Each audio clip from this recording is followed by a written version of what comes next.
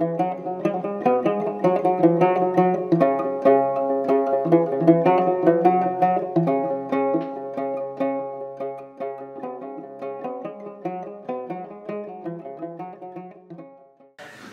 over to read your name. Sorry. Karma, yeah. Karma Lazom. As you mentioned, so I have a massive open online course that's accessible. It's free for everybody if you guys are interested in the course. It's on Coursera. Now it has over 200,000 students. We launched it in June of 2015, and the fact that it has so many students basically speaks to the hunger for this topic of happiness all around the world.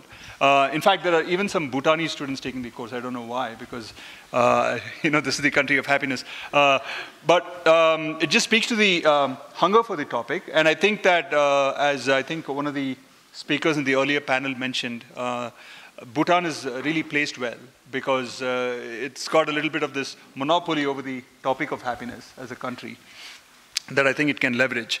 So Nilesh Marik, who's here on the paper with me, and I are putting together at this point the next course. It's going to be on employee well-being or employee happiness, organizational happiness. And Kezang, who's the third author on this paper, works for a company called Round Glass, and we are hoping to collaborate with that company to collect data that will be really useful for supporting the basic framework that we're going to use. So what I thought that we would do in this 15 minutes we have is, first I wanted to spend a little bit of time, maybe 2-3 minutes, talking about why is employee happiness an important construct. But I think a lot of the other speakers covered it, so I'm just going to whiz through this really quickly. There is a graph that appeared. Where do I point this?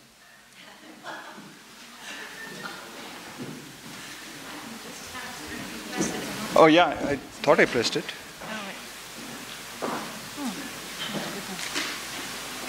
I'm just speaking. Okay. There is a paper by Oishi and Diener and Lucas, which came out in 2005, that I wanted to show a graph from that paper. That basically shows that there's almost a kind of a linear relationship between how happy employees are and how successful the companies are. I'm sure that you've seen some version of this graph or the other. Like I mentioned, a lot of the other people have talked about this. And why is it that happier employees are more productive? I think that it's, shall I do it now? Yeah. So that's the graph.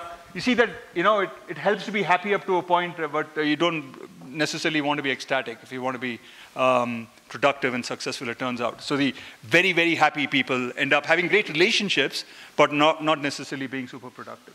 Why is it that happy people are more productive, they turn out to be more healthy, therefore they take less sick leave, they're more collegial, they're better teammates, and they end up being more creative. The happy brain functions better in terms of creativity than a less happy brain, etc. Okay, so I really don't want to cover or spend more time on this topic. Let me just jump to the framework that we use, that we propose to use in the course for what are the determinants of employee happiness. So we want, in other words, we want employees to be happy. What is it that companies can do in order to promote and enhance the sense of happiness? So in our model, we call it the BAMBA model. Okay, it's just a kind of a cutish name to come up like an acronym. It can be called something else too, but for now we're calling it BAMBA because we think there are 5 elements that are super important that determine employees' happiness. The very first one, which is really a fundamental thing, and needless to say, talk about it, which is that basic necessities have to be fulfilled, right?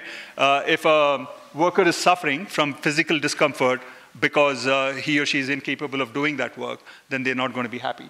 So essentially, the basic necessities boil down to 3, that they make enough money. I saw that in the GNH model as well, that the amount of money made is 1.5 times the basic expenses. I think that's the formula that they use.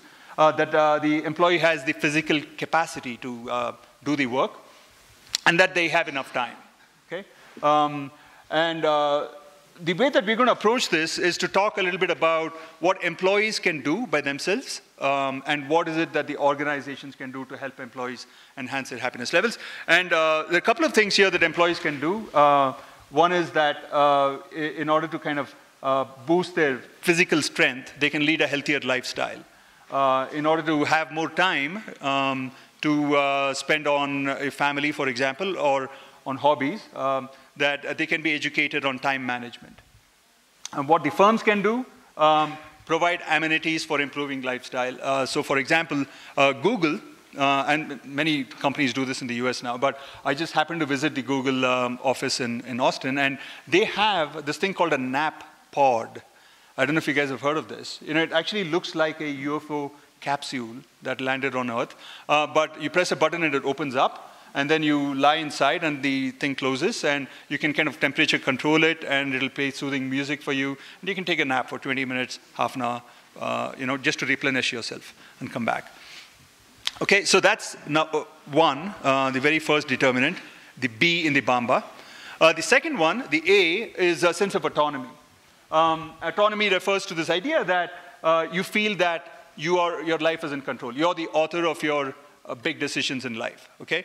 And what it really translates to in terms of what does autonomy mean in the organizational context is that people feel that they have a clear sense of control if they're given very specific, concrete goals, okay? So people don't like autonomy in terms of setting targets. You know, they don't like it when employees are told that, you know, just do the best you can. Okay, they want very specific targets, but where they want their freedom is in terms of how they go about achieving this goal or the set of targets. So when they work, who they work with, from where they work, and so on and so forth. So that's something that employees can get help from the firms and from their bosses.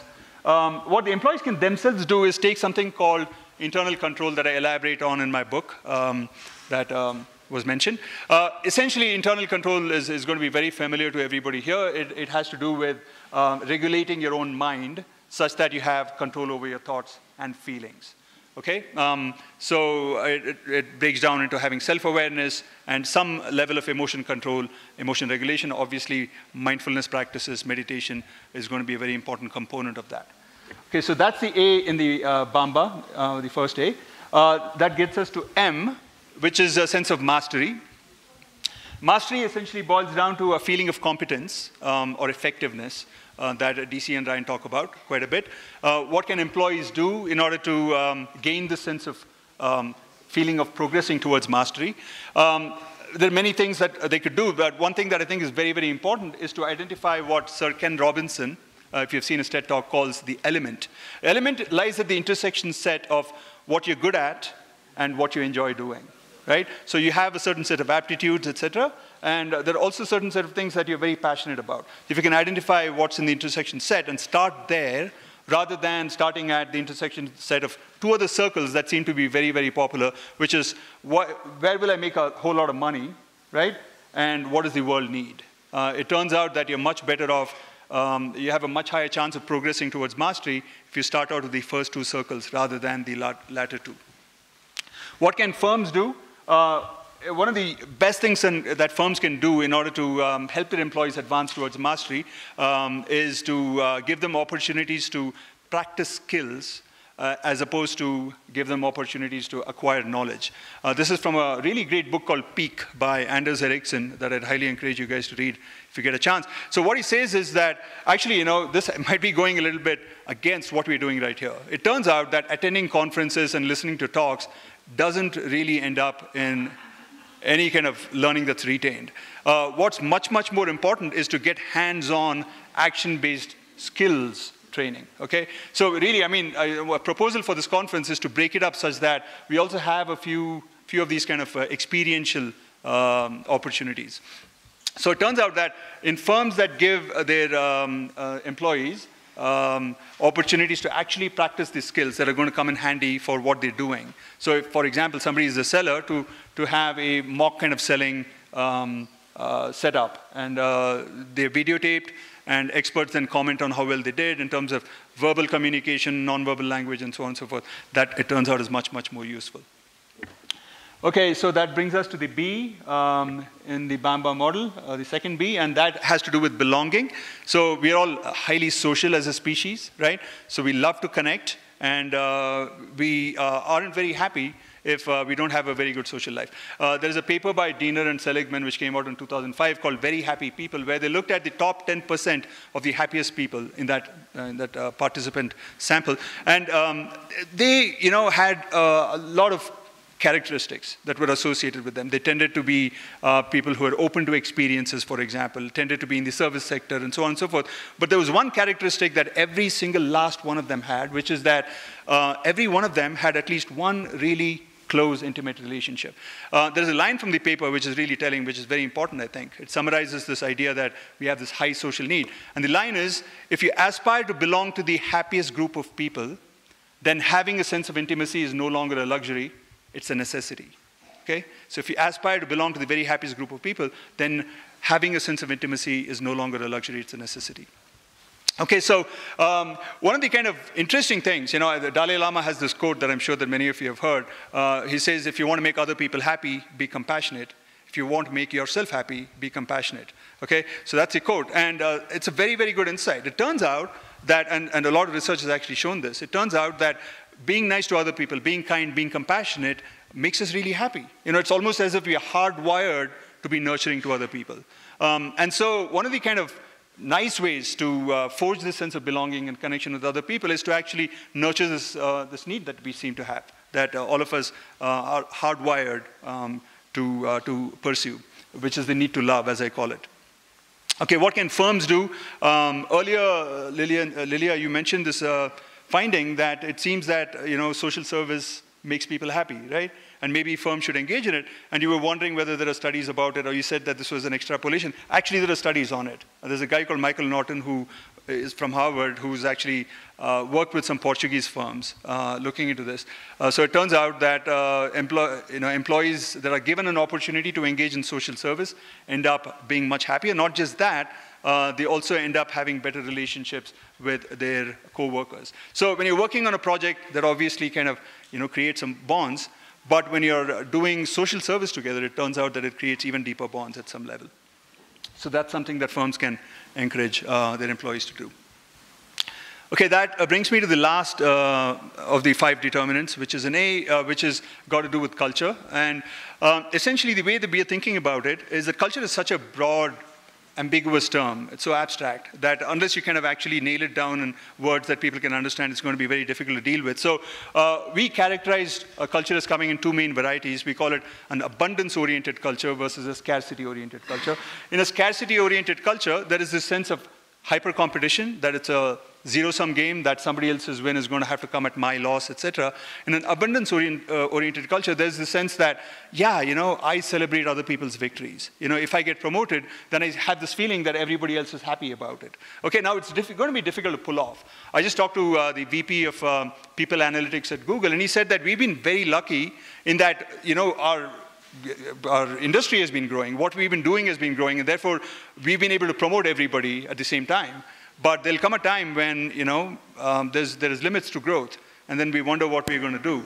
And I know that many companies face that. But last 2 minutes. Thank you. But even though there might be scarcity in terms of material resources, so what a lot of research shows is that there can be a sense of abundance in terms of intangibles, in terms of the levels of support that you perceive that other people give you when you run into trouble or when you need help, in terms of the amount of kindness or compassion there is in the organization, which can go a long way. So one of the things that employees can do in order to kind of inculcate the mindset of abundance in themselves is to practice gratitude, right? So there's many kind of ways in which you can do it. One of the favorite ways for me is what's called the 3 good things journal. So you just maintain a journal in which you note 3 good things that happen every day. It doesn't have to be huge, big good things. It can be simple things like I went out and it turned out that I was first in line for the tea at the conference today, okay? So I got my tea first. So it can be little things like that. It turns out that that really goes a long way in making you a happier person and in inculcating this mindset of abundance. What can firms do? And this is not something that I think top-level executives are going to be very happy to hear, but it turns out we actually have a paper that's coming out later this year on how high CEO to average worker salary vitiates the atmosphere inside a firm. It makes people feel that this is a kind of a dog-eat-dog kind of a company where everybody looks out for themselves, and it promotes a sense of materialism and selfishness. So the lower the CEO to average worker salary, the better it is in terms of promoting a culture of abundance. Okay, so in summary, happiness is very, very important. Of course, I don't need to belabor this point. And we think of this as a parsimonious model, and I'd be happy to engage in a discussion of how this model is different from the G&H model that's there in the booklet that's given out to you guys. That the 5 factors capture most of the most important things that determine happiness, and that both employees can do something about enhancing their own happiness, as well as the firms and the leadership. And we believe that the Bamba model is a little more parsimonious than and business friendly. So it speaks a language that I think most business people can understand than the other frameworks that exist out there. Thank you very much.